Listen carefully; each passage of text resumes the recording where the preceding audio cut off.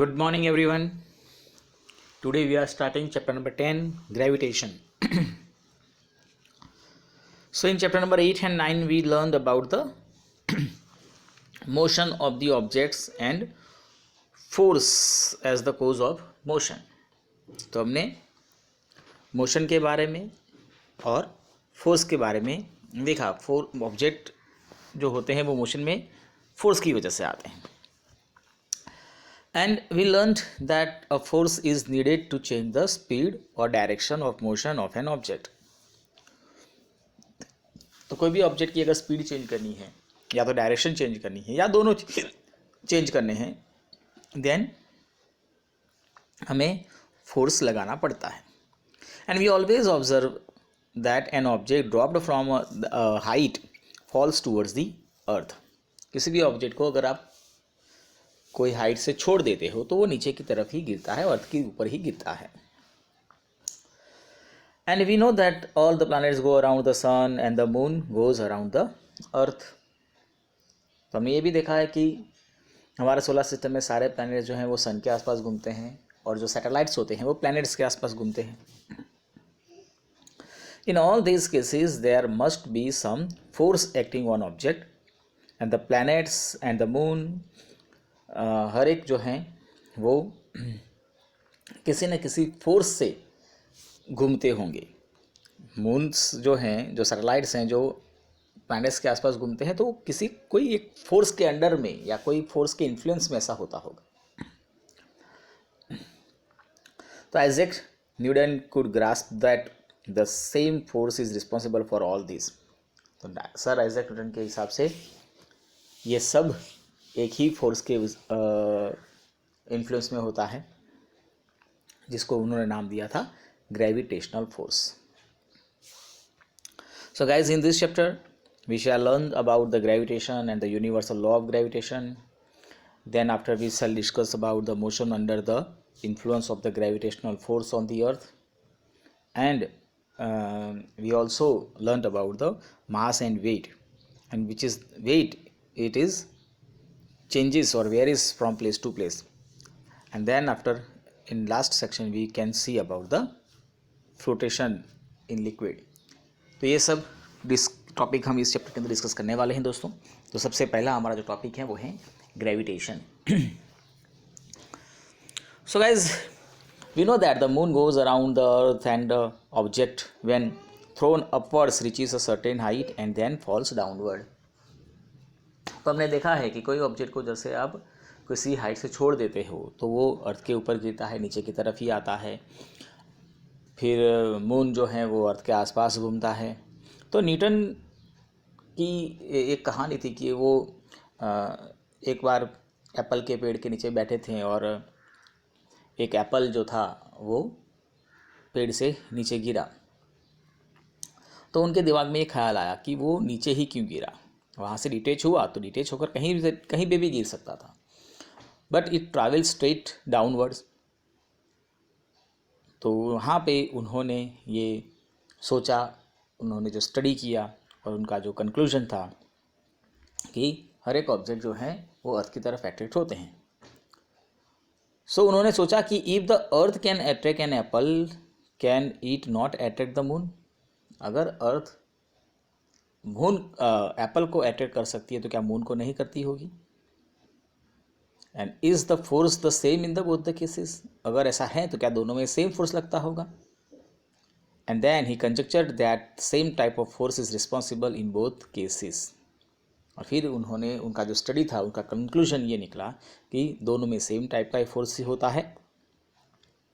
और उन्होंने ये भी कहा कि at each point of its orbit the moon falls towards the earth instead of going in a straight line. Moon straight line में नहीं जाता है, उसकी जगह पर वो हर एक पॉइंट पे अर्थ की तरफ अट्रैक्ट होता है और अर्थ के ऊपर, अर्थ के डायरेक्शन में मूव होता है. It means it must be attracted by earth. But if it is so, अगर ऐसा है तो मून अर्थ के ऊपर गिरता क्यों नहीं है. अगर एप्पल और मून दोनों ही केसेस में हमने कहा कि सेम फोर्स अप्लाई होता है, तो मून भी अर्थ के ऊपर आकर गिरना चाहिए, लेकिन ऐसा होता नहीं है। उसके लिए हमें एक एक्टिविटी समझनी पड़ेगी।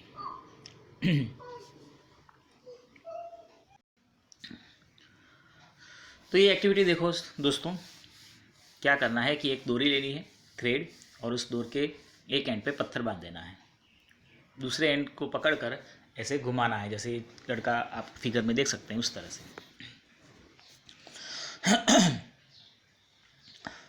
तो आप देखेंगे यहाँ पर इस केस में ये पत्थर जो है वो गोल गोल घूमता रहेगा। क्यों घूमता है? क्योंकि हमने उसको पकड़ के रखा है। समझ लो ये जो डोरी है वो है हमारा ग्रेविटेशनल फोर्स, ये लड़का जो है वो है अर्थ, और जो पत्थर है वो है मून। तो जिस तरह से इस लड़के ने दूर से पत्थर को पकड़ के रखा है तो वो पत्थर घूमता ही रहेगा। अगर इसको किसी एक पॉइंट पे छोड़ दिया जाए तो आप देखेंगे कि वो स्ट्रेट लाइन में चला जाएगा, फिर वो गोल गोल नहीं घूमेगा।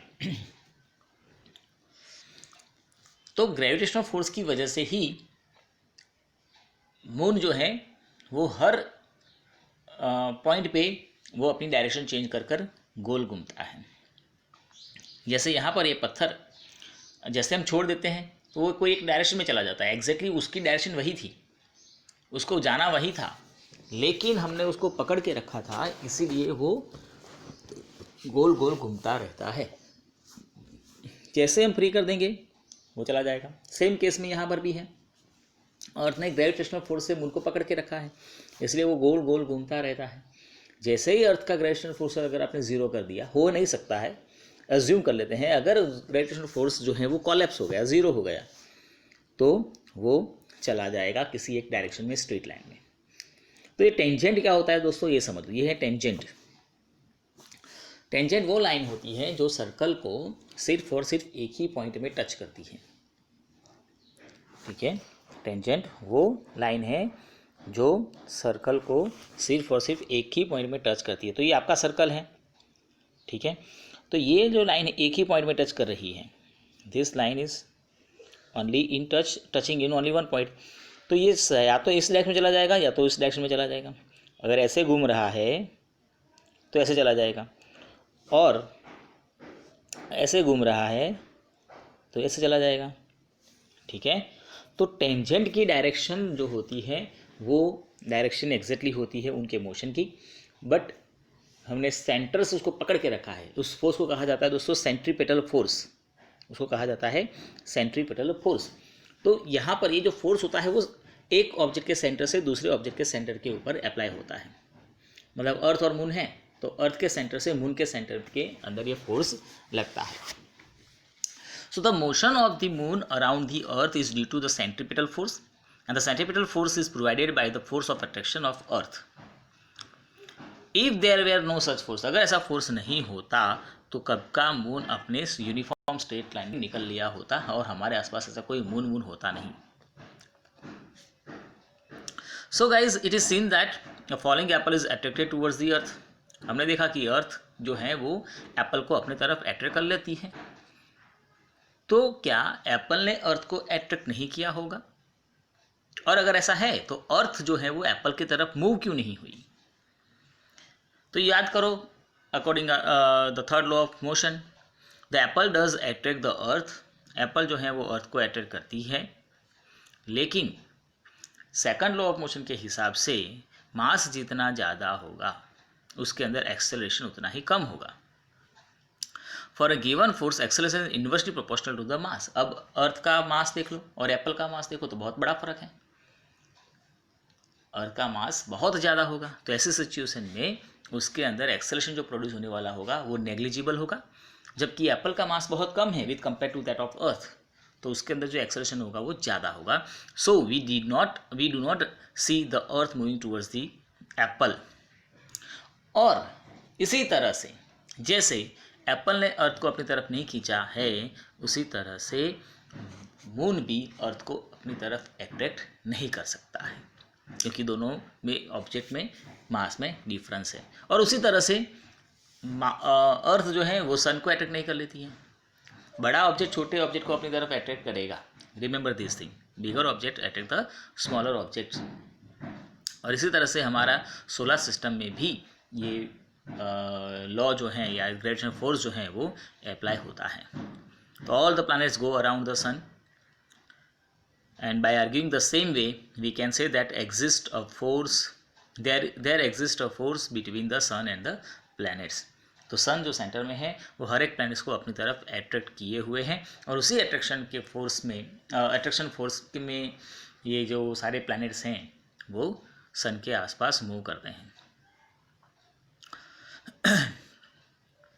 So from the above fact, Newton concluded that not only does the earth attract an apple and the moon, but all the objects in the universe attract each other।